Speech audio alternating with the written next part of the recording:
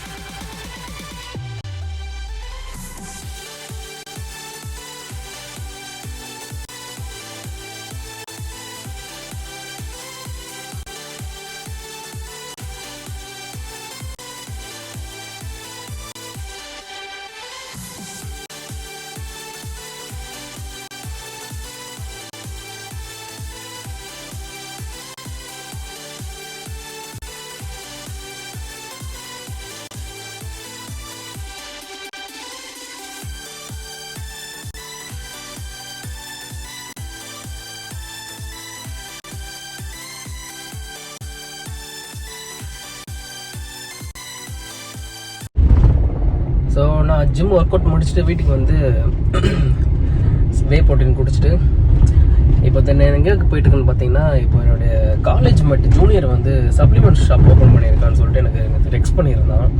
Text பண்ணியிருந்து bro நீ கண்டிப்பாக வந்துடும்னு சொல்லிட்டு சரி ஓகே நான் வரேன்னு சொன்னேன். பட் நான் கண்டிப்பாக மறந்துட்டேன். மார்னிங் கால் பண்ணி ப்ரோ நீ கண்டிப்பாக வரணும் ப்ரோன்னு சொல்லிட்டு கூப்பிட்டாங்க. ஸோ அதனால் நான் வந்து இப்போது வீட்டிலேருந்து கிளம்பி போயிட்டுருக்கேன். நானும் என் ஃப்ரெண்டும் கிளம்பி போயிட்டுருக்கோம். அங்கே போய்ட்டு அந்த ஷாப் ஓப்பன் பண்ணிட்ட பிறகு ஆல்மோஸ்ட் ஓப்பன் பண்ணிட்டாங்க. 9 to 10:30 ஆகிடுச்சு. பட் நம்ம கூப்பிட்டதுக்காக நம்ம போகணுன்னு சொல்லிட்டு நான் போயிட்டுருக்கேன்.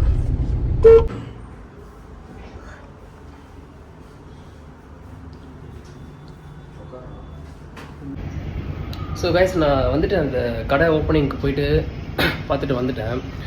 கடை ஓப்பனிங்னா காலையிலே சொன்னேன் இல்லை, காலையிலே முடிஞ்சிடுச்சு. பட் நான் போயிட்டு பார்த்துட்டு விஷ் பண்ணிவிட்டு ஃபோட்டோஸ்லாம் எடுத்துகிட்டு கங்க்ராட்ஸ் பண்ணிட்டு வந்துட்டேன். ஸோ வந்து நான் என்ன பண்ணிருக்கேன் பார்த்தீங்கன்னா, இப்போ நான் வந்து சிக்கன் வந்து மார்னிங் நான் சாப்பிடல, ஒரு வே மட்டும் தான் குடிச்சிட்டு போனேன். ஸோ வந்து சிக்கன் ப்ரிப் ஆகிட்டு இருக்குது. அப்புறம் ப்ரொக்கோலி நான் ஃபுல்லாக மேக் பண்ணிட்டு உங்களுக்கு காட்டுறேன்.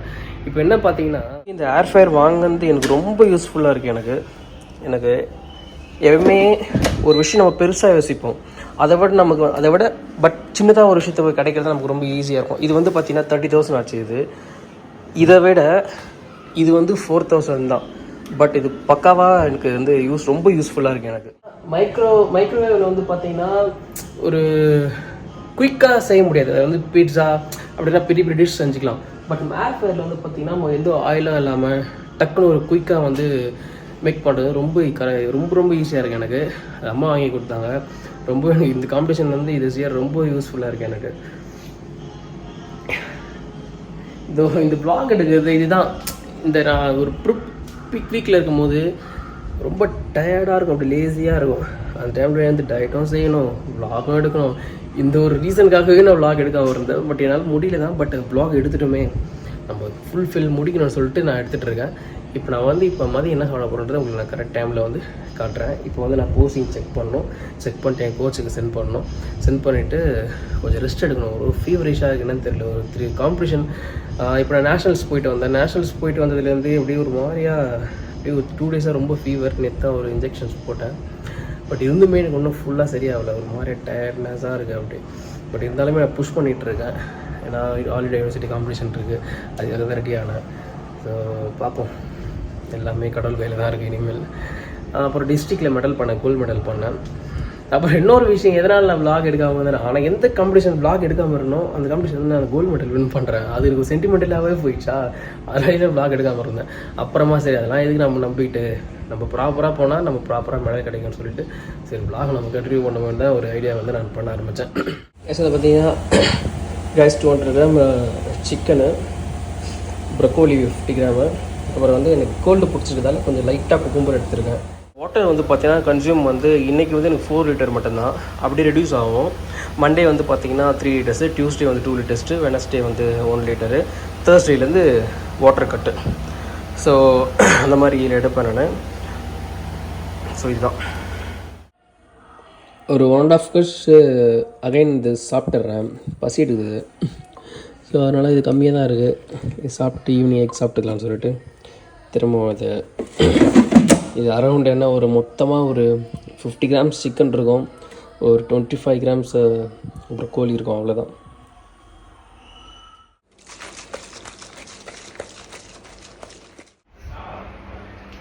ஸோ நான் டேப்லெட் போட்டு கொஞ்சம் நல்லா ரெஸ்ட் எடுத்துகிட்டு 2 days சண்டே ஈவினிங் வந்து ஜிம் கிடையாது.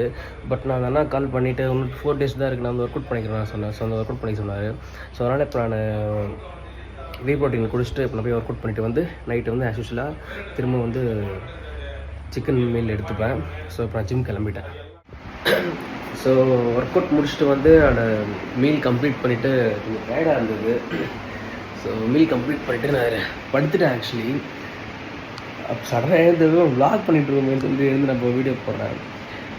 என்ன தெரியல, ரொம்ப கேலரிஸ் ரொம்ப இன்டேக் கம்மி பண்ணிட்டேன்.